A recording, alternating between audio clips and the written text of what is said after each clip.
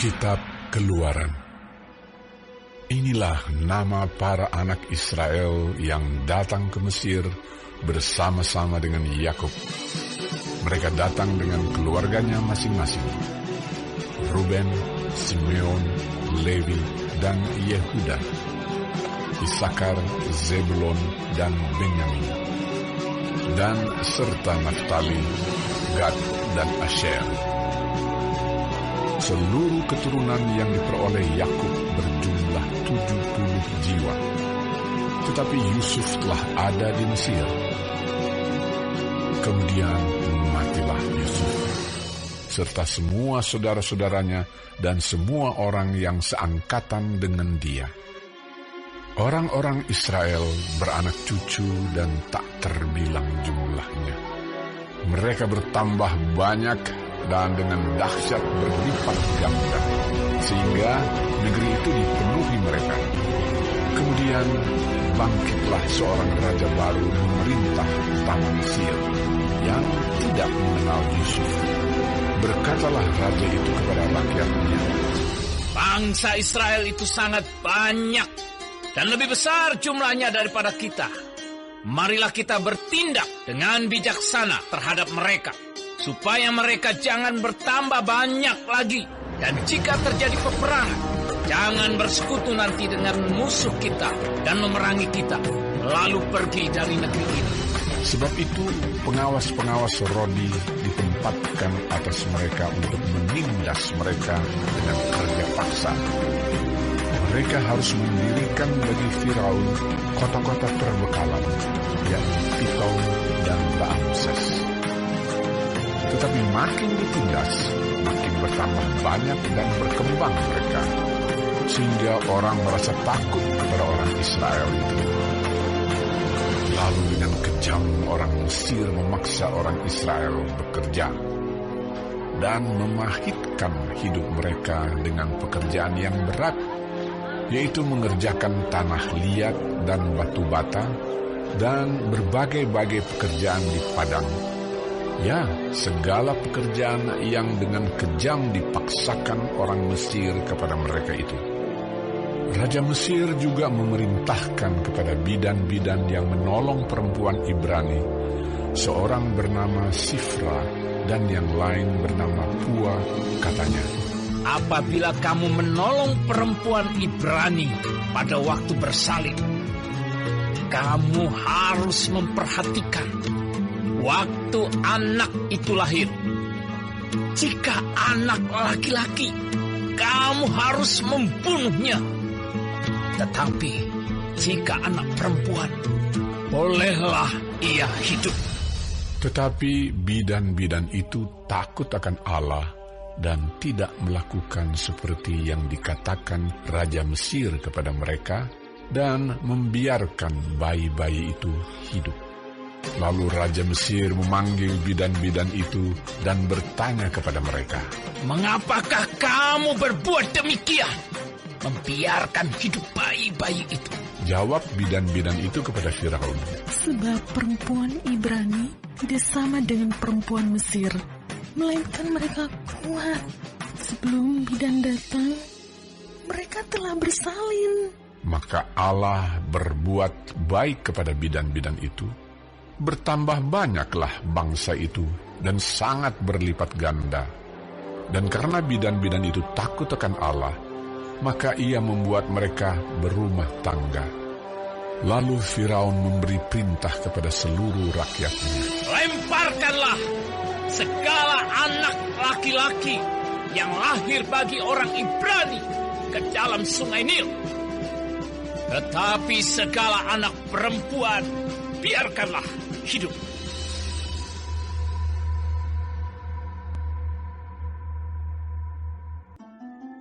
Seorang laki-laki dari keluarga Lewi kawin dengan seorang perempuan Lewi.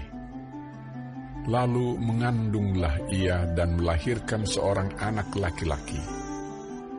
Ketika dilihatnya bahwa anak itu cantik, disembunyikannya 3 bulan lamanya. Tetapi ia tidak dapat menyembunyikannya lebih lama lagi. Sebab itu diambilnya sebuah peti pandan, dipakalnya dengan gala-gala dan ter, diletakkannya bayi itu di dalamnya, dan ditaruhnya peti itu di tengah-tengah teberau di tepi sungai Nil. Kakaknya perempuan berdiri di tempat yang agak jauh untuk melihat apakah yang akan terjadi dengan dia. Maka datanglah putri Firaun untuk mandi di sungai Nil. Sedang dayang-dayangnya berjalan-jalan di tepi sungai Nil, lalu terlihatlah olehnya peti yang di tengah-tengah teberau itu. Maka disuruhnya hambanya perempuan untuk mengambilnya. Ketika dibukanya, dilihatnya bayi itu, dan tampaklah anak itu menangis. Sehingga belas kasihanlah ia kepadanya dan berkata, "Tentulah ini bayi orang Ibrani." Lalu bertanyalah kakak anak itu kepada putri Firaun, "Akan kupanggilkah bagi Tuan Putri seorang inang penyusu dari perempuan Ibrani untuk menyusukan bayi itu bagi Tuan Putri?" Sahut putri Firaun kepadanya, "Baiklah." Lalu pergilah gadis itu memanggil ibu bayi itu. Maka berkatalah putri Firaun kepada ibu itu, "Bawalah bayi ini, dan susukanlah dia bagiku, maka aku akan memberi upah kepadamu." Kemudian perempuan itu mengambil bayi itu dan menyusuinya. Ketika anak itu telah besar, dibawanyalah kepada putri Firaun yang mengangkatnya menjadi anaknya, dan menamainya Musa, sebab katanya, "Karena aku telah menariknya dari air." Pada waktu itu ketika Musa telah dewasa, ia keluar mendapatkan saudara-saudaranya untuk melihat kerja paksa mereka. Lalu dilihatnyalah seorang Mesir yang memukul seorang Ibrani, seorang dari saudara-saudaranya itu. Ia menoleh ke sana sini, dan ketika dilihatnya tidak ada orang, dibunuhnya orang Mesir itu, dan disembunyikannya mayatnya dalam pasir. Ketika keesokan harinya ia keluar lagi, didapatinya 2 orang Ibrani tengah berkelahi. Ia bertanya kepada yang bersalah itu, "Mengapa engkau pukul temanmu?" Tetapi jawabnya, "Siapakah yang mengangkat engkau menjadi pemimpin dan hakim atas kami? Apakah engkau bermaksud membunuh aku, sama seperti engkau telah membunuh orang Mesir itu?" Musa menjadi takut sebab pikirnya, tentulah perkara itu telah ketahuan. Ketika Firaun mendengar tentang perkara itu, dicarinya ikhtiar untuk membunuh Musa. Tetapi Musa melarikan diri dari hadapan Firaun dan tiba di tanah Midian. Lalu ia duduk-duduk di tepi sebuah sumur. Adapun imam di Midian itu mempunyai 7 anak perempuan. Mereka datang menimba air dan mengisi palungan-palungan untuk memberi minum kambing domba ayahnya. Maka datanglah gembala-gembala yang mengusir mereka. Lalu Musa bangkit menolong mereka dan memberi minum kambing domba mereka. Ketika mereka sampai kepada Rehuel, ayah mereka, berkatalah ia, "Mengapa selekas itu kamu pulang hari ini?" Jawab mereka, "Seorang Mesir menolong kami terhadap gembala-gembala, bahkan ia menimba air banyak-banyak untuk kami dan memberi minum kambing domba." Ia berkata kepada anak-anaknya, "Di manakah ia? Mengapakah kamu tinggalkan orang itu? Panggillah dia makan." Musa bersedia tinggal di rumah itu. Lalu diberikan Rehuelah Zipora, anaknya, kepada Musa. Perempuan itu melahirkan seorang anak laki-laki.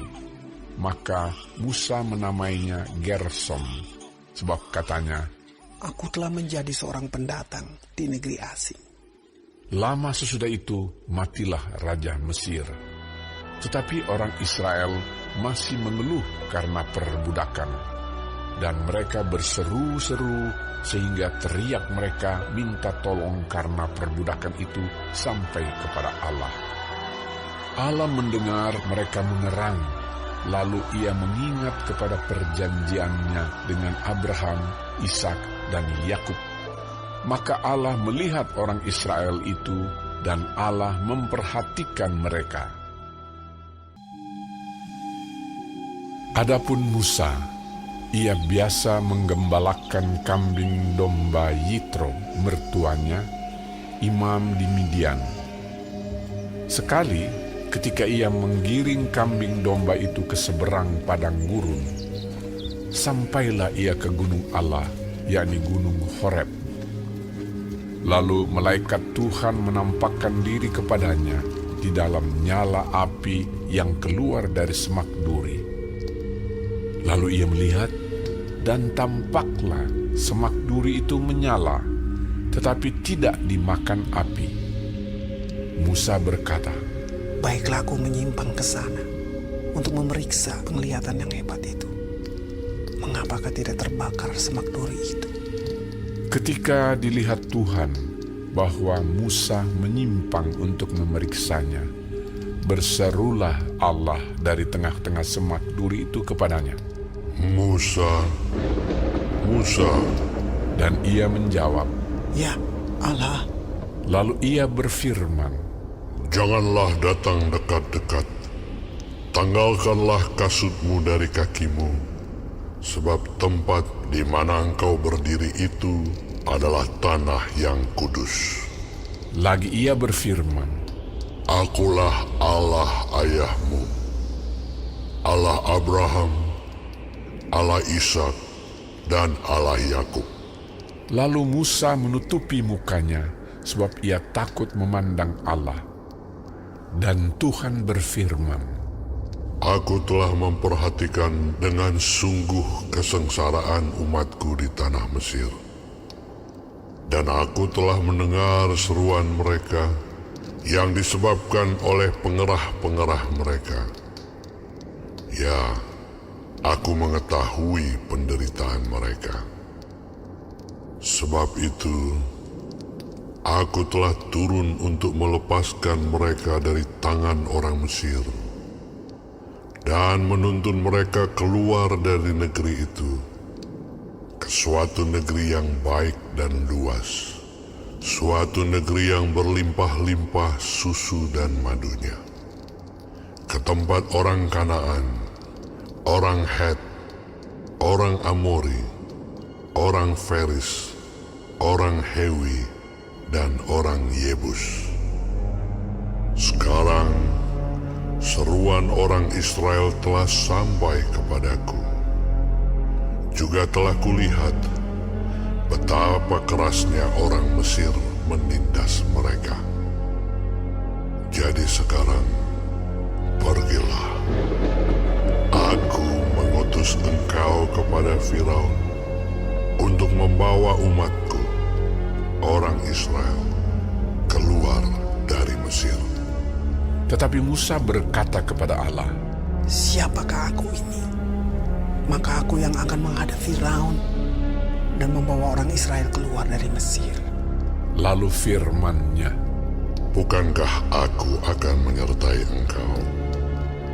Inilah tanda bagimu bahwa aku yang mengutus engkau. Apabila engkau telah membawa bangsa itu keluar dari Mesir, maka kamu akan beribadah kepada Allah di gunung ini." Lalu Musa berkata kepada Allah, "Tetapi apabila aku mendapatkan orang Israel dan berkata kepada mereka, Allah nenek moyangmu telah mengutus aku kepadamu, dan mereka bertanya kepadaku, bagaimana tentang namanya? Apakah yang harus kujawab kepada mereka?" firman Allah kepada Musa, "Aku adalah Aku." Lagi firman-Nya, "Beginilah kau katakan kepada orang Israel itu, Akulah Aku, telah mengutus Aku kepadamu." Selanjutnya berfirmanlah Allah kepada Musa, Beginilah kau katakan kepada orang Israel, Tuhan, Allah nenek moyangmu, Allah Abraham, Allah Ishak dan Allah Yakub, telah mengutus aku kepadamu.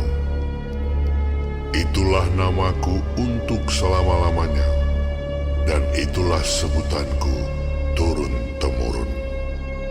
Pergilah, kumpulkanlah para tua-tua Israel, dan katakanlah kepada mereka, Tuhan, Allah nenek moyangmu, Allah Abraham, Ishak dan Yakub, telah menampakkan diri kepadaku, serta berfirman, Aku sudah mengindahkan kamu, juga apa yang dilakukan kepadamu di Mesir.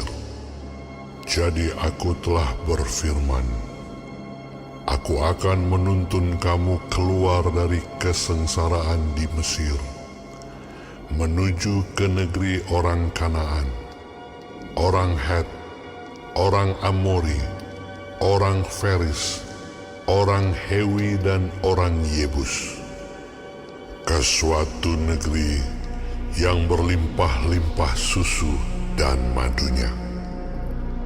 Dan bila mana mereka mendengarkan perkataanmu, maka engkau harus beserta para tua-tua Israel pergi kepada Raja Mesir, dan kamu harus berkata kepadanya, Tuhan, Allah orang Ibrani, telah menemui kami. Oleh sebab itu, izinkanlah kiranya kami pergi ke padang gurun 3 hari perjalanan jauhnya untuk mempersembahkan korban kepada Tuhan Allah kami. Tetapi aku tahu bahwa Raja Mesir tidak akan membiarkan kamu pergi, kecuali dipaksa oleh tangan yang kuat. Tetapi aku akan mengacungkan tanganku dan memukul Mesir dengan segala perbuatan yang ajaib yang akan kulakukan di tengah-tengahnya. Sesudah itu ia akan membiarkan kamu pergi. Dan aku akan membuat orang Mesir bermurah hati terhadap bangsa ini, sehingga apabila kamu pergi, kamu tidak pergi dengan tangan hampa. Tetapi tiap-tiap perempuan harus meminta dari tetangganya dan dari perempuan yang tinggal di rumahnya barang-barang perak dan emas dan kain-kain yang akan kamu kenakan kepada anak-anakmu lelaki dan perempuan. Demikianlah kamu akan merampasi orang Mesir itu.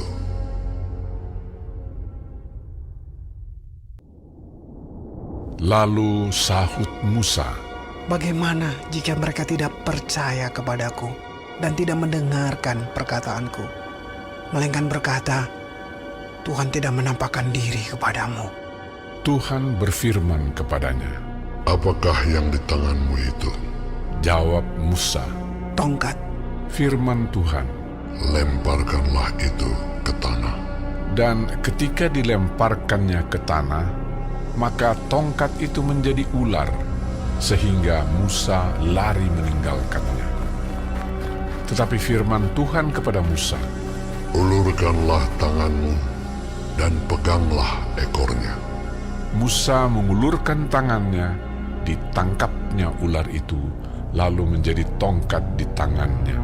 Supaya mereka percaya bahwa Tuhan, Allah nenek moyang mereka, Allah Abraham, Allah Ishak, dan Allah Yakub, telah menampakkan diri kepadamu. Lagi firman Tuhan kepadanya, Masukkanlah tanganmu ke dalam bajumu. dimasukkannya tangannya ke dalam bajunya, dan setelah ditariknya keluar, maka tangannya kena kusta putih seperti salju. Sesudah itu firman-Nya, masukkanlah tanganmu kembali ke dalam bajumu. Musa memasukkan tangannya kembali ke dalam bajunya, dan setelah ditariknya keluar, maka tangan itu pulih kembali seperti seluruh badannya. Jika mereka tidak percaya kepadamu dan tidak mengindahkan tanda mujizat yang pertama, maka mereka akan percaya kepada tanda mujizat yang kedua. Dan jika mereka tidak juga percaya kepada kedua tanda mujizat ini dan tidak mendengarkan perkataanmu, maka engkau harus mengambil air dari sungai Nil dan harus kau curahkan di tanah yang kering. Lalu air yang kau ambil itu akan menjadi darah di tanah yang kering itu. Lalu kata Musa kepada Tuhan, Tuhan, aku ini tidak pandai bicara, dahulu pun tidak, dan sejak engkau berfirman kepada hamba-Mu pun tidak. Sebab aku berat mulut dan berat lidah. tetapi Tuhan berfirman kepadanya, Siapakah yang membuat lidah manusia? Siapakah yang membuat orang bisu atau tuli? Membuat orang melihat atau buta? Bukankah aku, yakni Tuhan? Oleh sebab itu, pergilah, aku akan menyertai lidahmu dan mengajar engkau apa yang harus kau katakan. Tetapi Musa berkata, Tuhan, utuslah kiranya siapa saja yang patut kau utus. maka bangkitlah murka Tuhan terhadap Musa, dan ia berfirman, Bukankah di situ Harun, orang Lewi itu kakakmu? Aku tahu bahwa ia pandai bicara. Lagi pula ia telah berangkat menjumpai engkau. Dan apabila ia melihat engkau, ia akan bersuka cita dalam hatinya. Maka engkau harus berbicara kepadanya dan menaruh perkataan itu ke dalam mulutnya. Aku akan menyertai lidahmu dan lidahnya, dan mengajarkan kepada kamu apa yang harus kamu lakukan. Ia harus berbicara bagimu kepada bangsa itu. Dengan demikian, ia akan menjadi penyambung lidahmu, dan engkau akan menjadi seperti Allah baginya. Dan bawalah tongkat ini di tanganmu, yang harus kau pakai untuk membuat tanda-tanda mujizat. Lalu Musa kembali kepada mertuanya Yitro serta berkata kepadanya, Izinkanlah kiranya aku kembali kepada saudara-saudaraku yang ada di Mesir, untuk melihat apakah mereka masih hidup. Yitro berkata kepada Musa, Pergilah dengan selamat. Adapun Tuhan sudah berfirman kepada Musa di Midian, Kembalilah ke Mesir, sebab semua orang yang ingin mencabut nyawamu telah mati. Kemudian Musa mengajak istri dan anak-anaknya lelaki, lalu menaikkan mereka ke atas keledai, dan ia kembali ke tanah Mesir, dan tongkat Allah itu dipegangnya di tangannya. Firman Tuhan kepada Musa, Pada waktu engkau hendak kembali ini ke Mesir, ingatlah, supaya segala mujizat yang telah kuserahkan ke dalam tanganmu, kau perbuat di depan Firaun. Tetapi aku akan mengeraskan hatinya, sehingga ia tidak membiarkan bangsa itu pergi. Maka engkau harus berkata kepada Firaun, Beginilah firman Tuhan, Israel ialah anakku, anakku yang sulung. Sebab itu aku berfirman kepadamu, biarkanlah anakku itu pergi, supaya ia beribadah kepadaku. Tetapi jika engkau menolak membiarkannya pergi, maka aku akan membunuh anakmu, anakmu yang sulung. tetapi di tengah jalan, di suatu tempat bermalam, Tuhan bertemu dengan Musa dan berikhtiar untuk membunuhnya. Lalu Zipora mengambil pisau batu, dipotongnya kulit katan anaknya, kemudian disentuhnya dengan kulit itu kaki Musa sambil berkata, "Sesungguhnya engkau pengantin darah bagiku." Lalu Tuhan membiarkan Musa, pengantin darah, kata Zipora waktu itu karena mengingat sunat itu.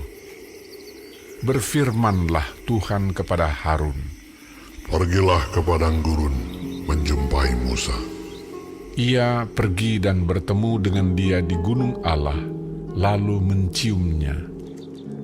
Kemudian Musa memberitahukan kepada Harun segala firman Tuhan yang disuruhkannya kepadanya untuk disampaikan dan segala tanda mujizat yang diperintahkannya kepadanya untuk dibuat.